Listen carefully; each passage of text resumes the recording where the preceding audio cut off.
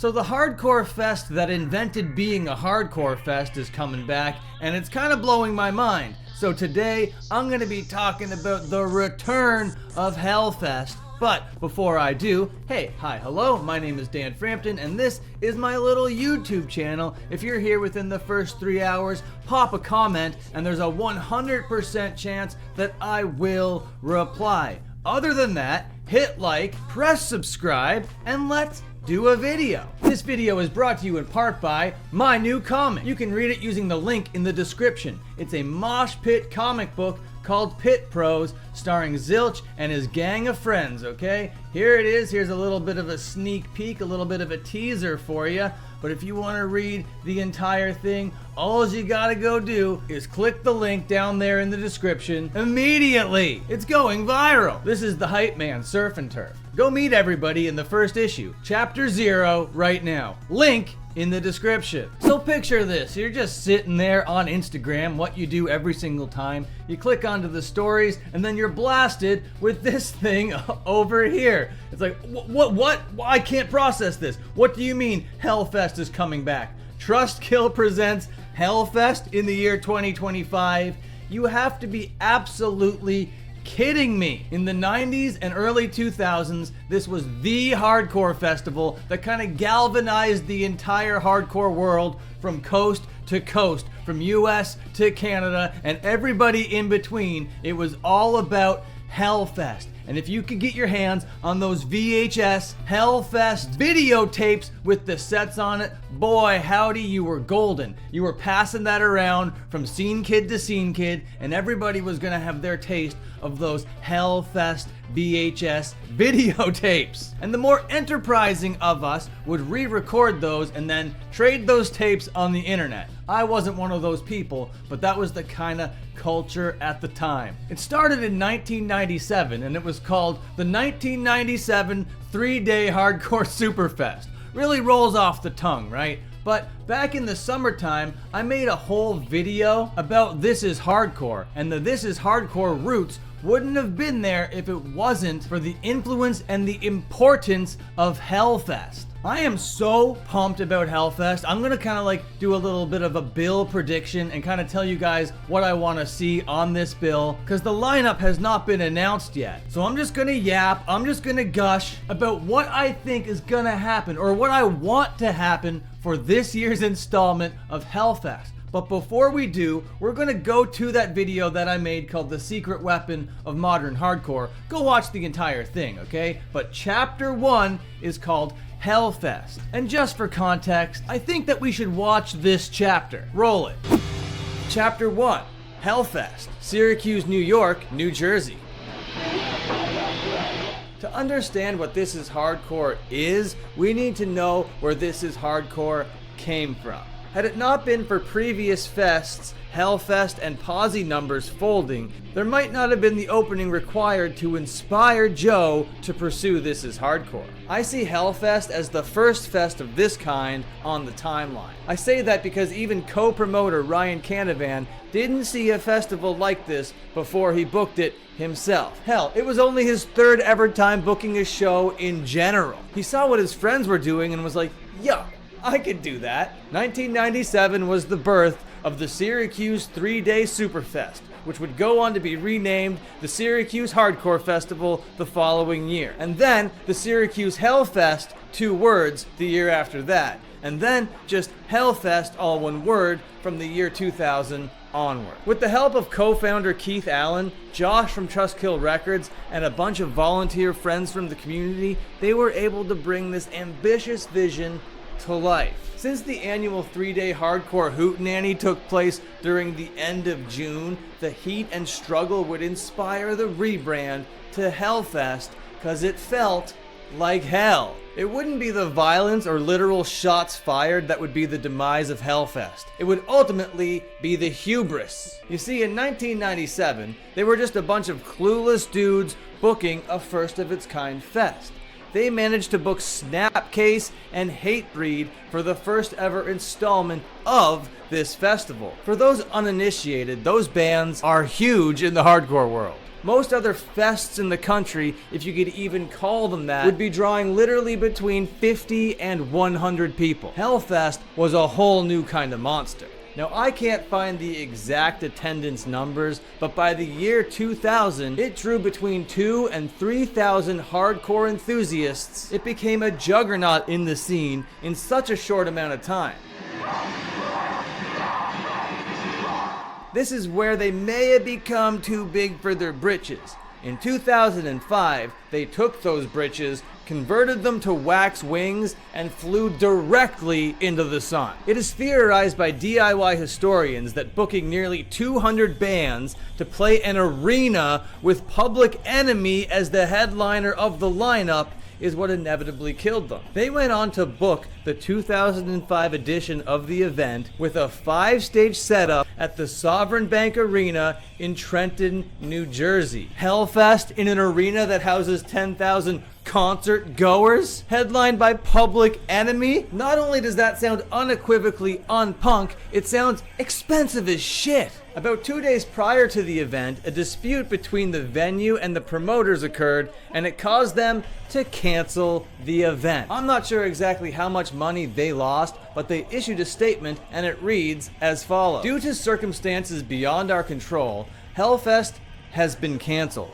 After a day in court in Burlington County, New Jersey, HELLFEST was unable to meet unreasonable demands brought to HELLFEST's attention by the Sovereign Bank Arena on August 16th, 2005 at 6:21 p.m.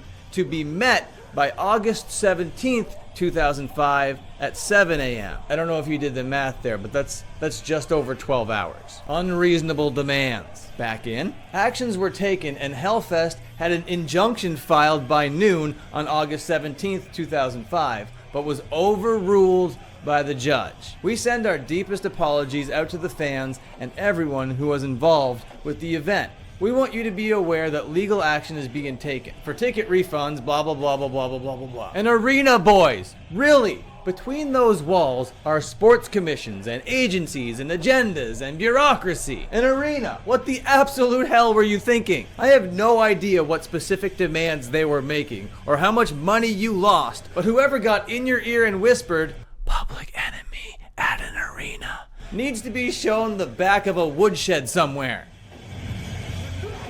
The year prior to the closure, in 2004, they moved the event from New York to New Jersey for the first time. They held the event at the Rexplex in the city of Elizabeth. The facility had laser tag, paintball, an arcade, and a skate park. That sounds fun and all, but it doesn't really sound like the venue for a DIY hardcore punk fest called HELLFEST. But it could have worked. I don't know the logistics, and I could be way off base here, but I think had they not booked a literal arena and stayed away from Public Enemy, HELLFEST might actually still be around to this day. If only they had Joe Hardcore to learn from and it wasn't the other way around. So it did really meet an unfortunate demise where you have to say the words arena and Public Enemy when you're talking about HELLFEST. But it's important to note that it doesn't really sully the legacy or the importance of HELLFEST. HELLFEST was kind of making it up as they went, and now they're back to do it again. Now, I'm not exactly sure if they're just back for a one-time thing. I'm not exactly sure what their plans are. They're keeping it deliberately cryptic right now, which I really love, okay? But you can go to hellfest.com. That's also their Twitter handle, very funny. And you can just go check out what they have to offer right now. And as you see here, nothing at all. A couple playlists from Spotify, an Instagram post, and their Twitter feed. So with no lineup announced right now, I thought that it would be fun to kind of tell you guys who I think or who I want to be in this year's lineup. First off, I hope it takes place in Syracuse, just for historical relevance. And if we're talking about historical relevance and HELLFEST, there's a couple bands that come to mind immediately. Earth Crisis being the top of the list. If this fest does not have Earth Crisis, they're not doing it right, not at all. Earth Crisis is back and fatter than ever, and it would be amazing to have them at HELLFEST 2025. Also, the two bands that I mentioned in that clip that we just watched, Snapcase and Hatebreed, they need to come back. Even though I don't think that Hatebreed will, but I think there might be a strong chance that Snapcase will, because Snapcase just put out their first recording in over 20 years on that Refused tribute record that came out, which I liked a lot, by the way. Huge fan. Now, these hardcore fests are famous for having reunions, okay? Now, if we're talking about a reunion from a band that was playing back then that isn't really around right now, I gotta say, 10 Yard Fight should play this goddamn fest. I know the members are still out there doing things, and some members might have to pull double duty because I want Terror to play as well. Now, Terror is one of those bands that you could kind of be like, are they a legacy band? Are they a modern band? But they were on the very last HELLFEST bill, so they're kind of both. But I'm putting them here in the legacy band section for the mere fact that they were on a HELLFEST bill back in the day. HELLFEST didn't always keep it strictly hardcore. They went a little bit post-hardcore a little bit. They went a little bit metalcore sometimes, so Poison the Well needs to make an appearance. Also, Jerome's Dream and Blood Brothers would be an absolute treat because Jerome's Dream and Blood Brothers are back doing things. So it wouldn't necessarily be a reunion for this fest, but it would be so cool to see these bands on the HELLFEST lineup. And I have a hard time categorizing today as the day. They've kind of like moved and shaked and kind of evolved a lot over the years. They've been playing since I think 1992, but it would be great to see them on this bill as well. Keeping it kind of metalcore adjacent, Converge and Zayo need to be playing HELLFEST 2025. Yeah, Converge got massive over the last 25 years or whatever, so maybe even they could headline an evening or so. Comedy Legends Good Clean Fun would be a breath of fresh air on this bill. Now, they're famous for having just like whoever played the instruments, right? So as long as Issa is there, anything can happen. Good Clean Fun has got to make an appearance. We're not doing any deep cuts here. Throwdown and Bane need to be on this fest. I think Bane more so than Throwdown. I almost can't imagine a HELLFEST without Bane. But also, since I'm wearing this pink Gorilla Biscuits shirt, why not throw Gorilla Biscuits on there? Get Civ and the gang up on stage once again. We can start today. Okay, now the modern bands that need that HELLFEST shine are as follows. We gotta keep it New York off the bat for a little bit. We gotta get Regulate, Mind Force, and Pain of Truth on this bill. Now for the legacy bands, I didn't say that I wanted Bad Luck 13 to play, even though that would be kind of iconic. But we need a crowd killer type band, and that's why my nomination goes to X Clock Tower X. If you're unfamiliar with Clock Tower, even the videos online are gonna break your ribs, okay? And kind of there at the bottom of the card, I want to see Scud playing, and I also would love to see Pop Free play this thing, even though that one's a pie in the sky type thing. Pop Free from California, definitely probably not gonna be playing this fest. They are a very small band. They don't necessarily play fests this big right now, but that would be awesome to see them playing. There is way more of a chance that Scud is gonna play, even though they are really small. But Scud and Clock Tower, they could bring the energy that you want to this festival. I promise. Now, since back in the day, they weren't afraid to do a little bit of Screamo adjacent stuff, I'm gonna put my favorite Screamo band on this bill because it's my video. Catalyst playing HELLFEST would be crazy to see and would actually boost them to the next level. Catalyst is that good. They are Orchid good. They are Page 99 good. They need to be listed in that same lineage of iconic Screamo bands, and if they're not, by the end of 2025 on the HELLFEST lineup, I don't know what to do with myself anymore. Okay, I'm being a little bit dramatic, okay? I just like them a lot. They're a great band. Catalyst, HELLFEST 2025, Trustkill, make it happen. We're gonna need some hype California bands on HELLFEST. It wouldn't be a hardcore festival in the year 2025 without some hype California bands, okay? So Spy, come on, you're invited onto this list as well. And potentially the hypest band over the last year and a bit, Big Boy, you're allowed on this bill here as well. I'm talking Gel, I'm talking Speed, I'm talking God's Hate, and you obviously know I'm talking about Trapped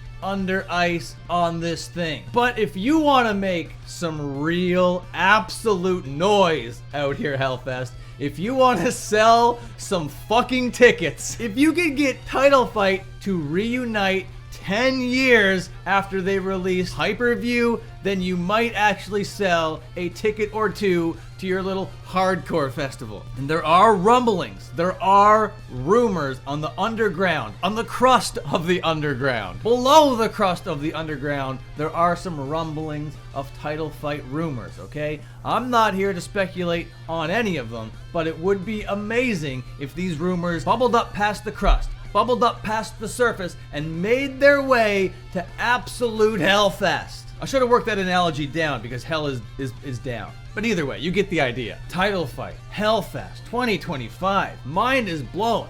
People are buying tickets. People are flying from all over the world for this kind of opportunity. Will it happen? I doubt it. Nah, probably not. They'll just probably get Weapon X to play and call it a day, which would be great. I do like Weapon X. I could go on all day long, but those are just the top of the iceberg band names that come to my mind immediately when I think of HELLFEST and the year 2025 together. What bands do you want to see on HELLFEST? Let me know down below. If you're here within the first 3 hours, of course I'm gonna reply. And now that I am so hyped up about HELLFEST, I am gonna be doing live streams right here on this channel, so make sure you're subscribed with the notifications on, because I'm gonna be watching some live HELLFEST sets on stream going forward for the next little bit. There are some crazy sets from back in the day, and I can't wait to dive in to see what's all there available on youtube.com. So if that sounds fun to you, come back for the streams. It's gonna be a good time. Thank you so much for watching. Okay, see ya, goodbye, and have a good one.